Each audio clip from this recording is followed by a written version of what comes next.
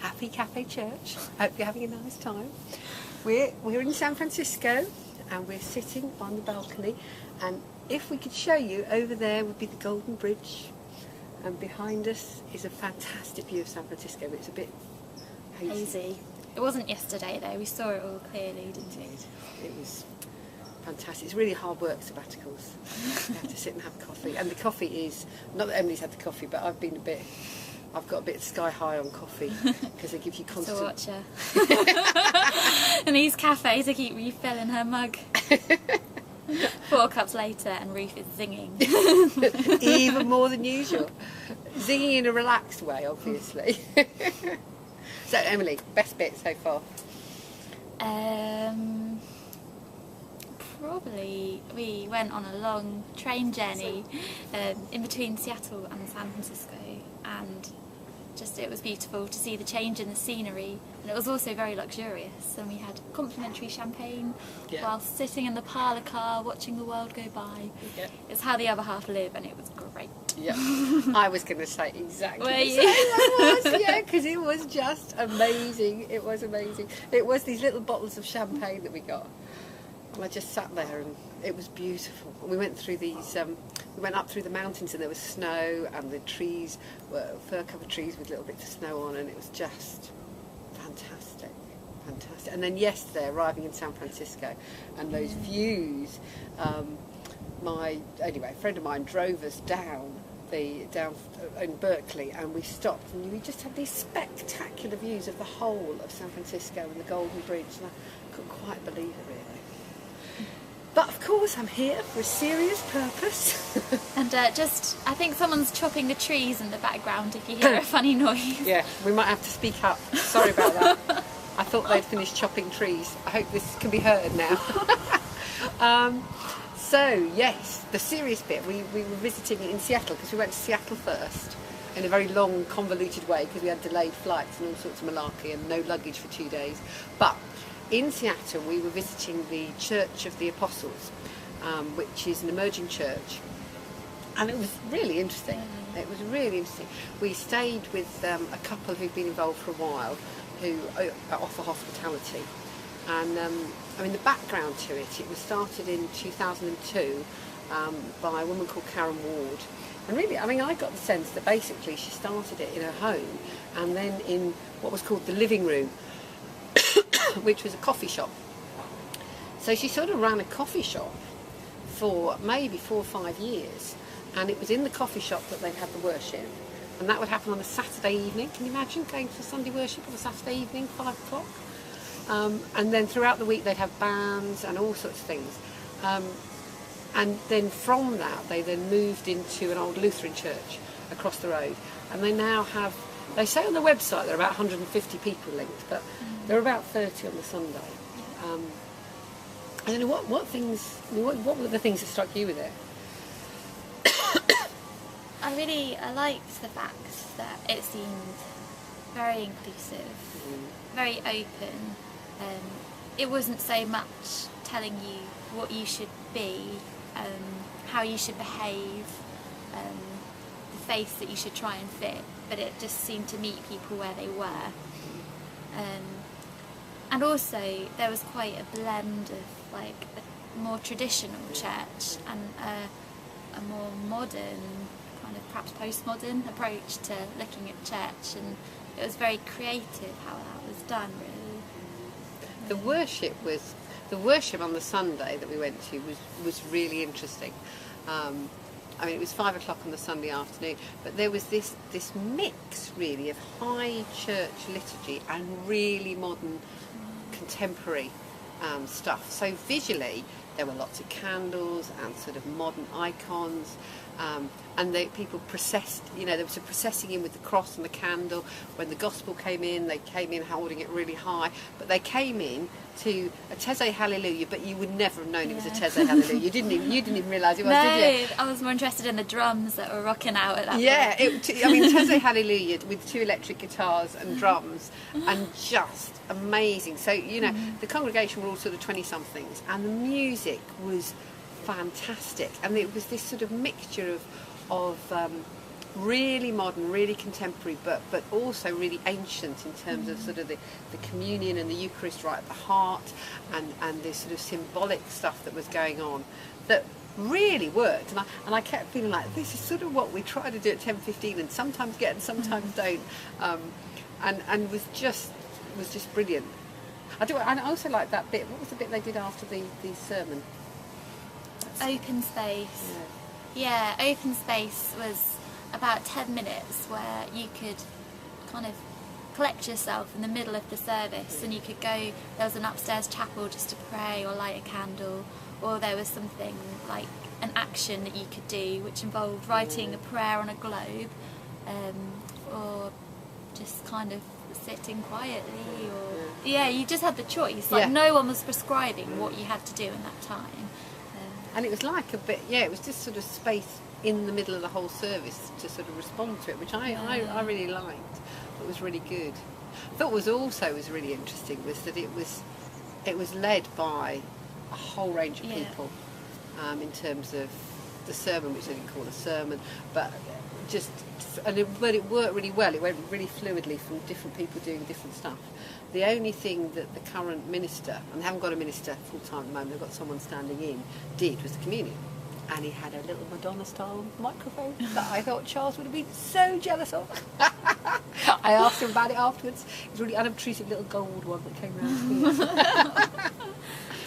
I think something else about it being very collaborative is that like you're not looking for a seamless service. No. Like you're just letting people kind of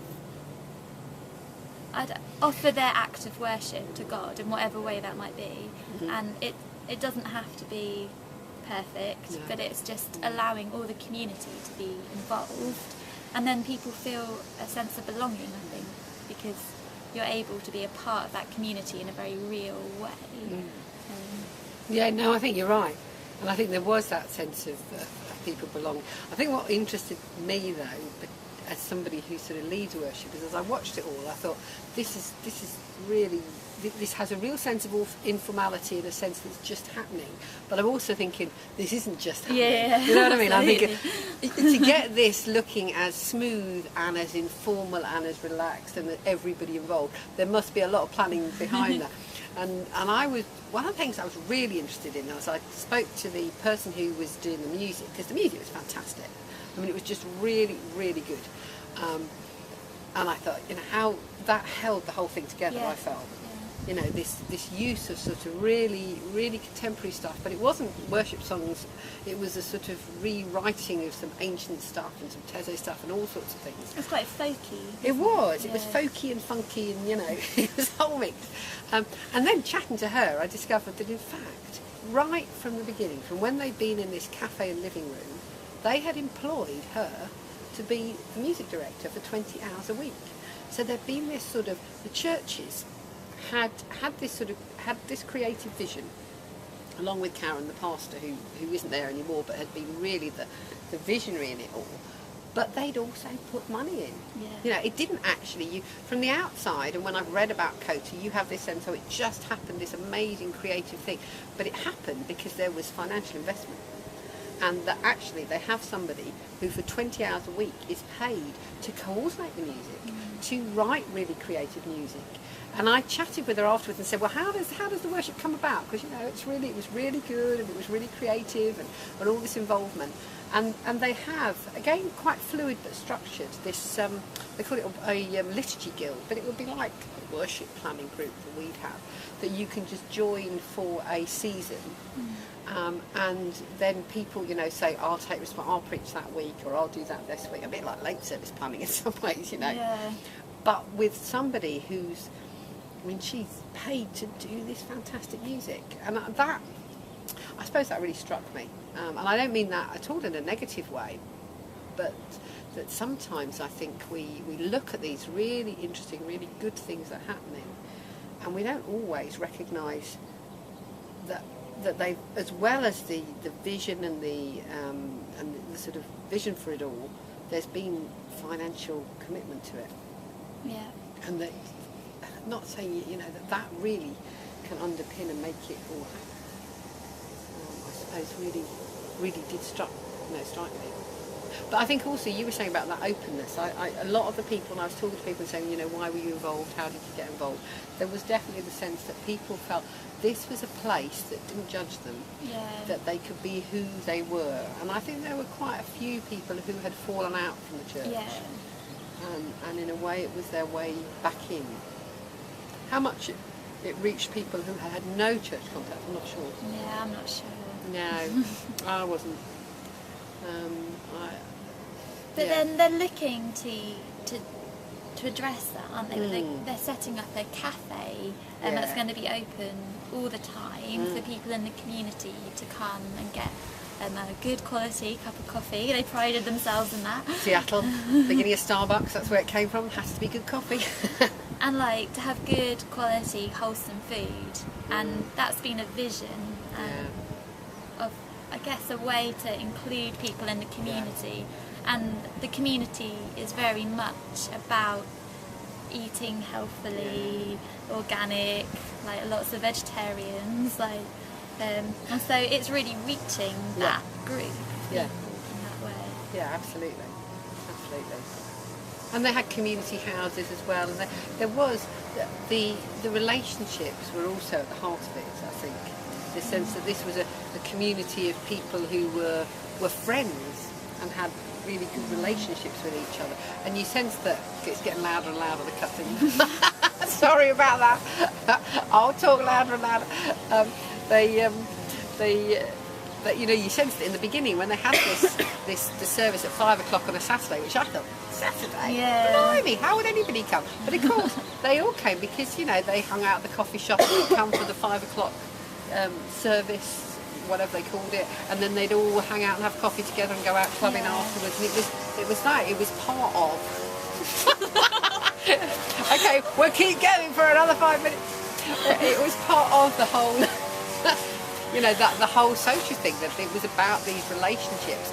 And I suppose there's always that question for me about you have to have that sense of relationship with each other, but also how that enables people to have a relationship with God. Yeah. And how that often the starting point for bringing people in is the relationships with each other. But then and I think we were chatting about this generally, this sense that community and relationships within church community space like 10:15, chapel and all of that are really key as a way to deepen your relationship with God. But then what happens when people move on? And how difficult. We're such a fluid society where people constantly move on. So actually what happens is frequently, a lot of you guys leaving soon, people will leave and actually never connect up with somewhere else. I think part of it is that you just also don't know what kind of church you're going to meet when you leave. Like a place like Keele is very open, very kind of inclusive, and like Kota, quick to get people involved, to be part of the organisation and the running in whatever way that might be. But you have no guarantee of that in like a church that you might go to. And the church that I go to, you have to be there for 6 months before you're allowed to do anything. And you have to kind of pass a certain set of requirements. And what was refreshing about Kota was that there was none of that.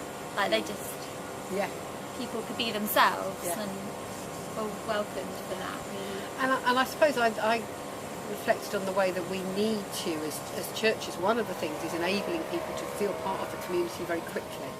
Because I think that is a way in which people begin to connect.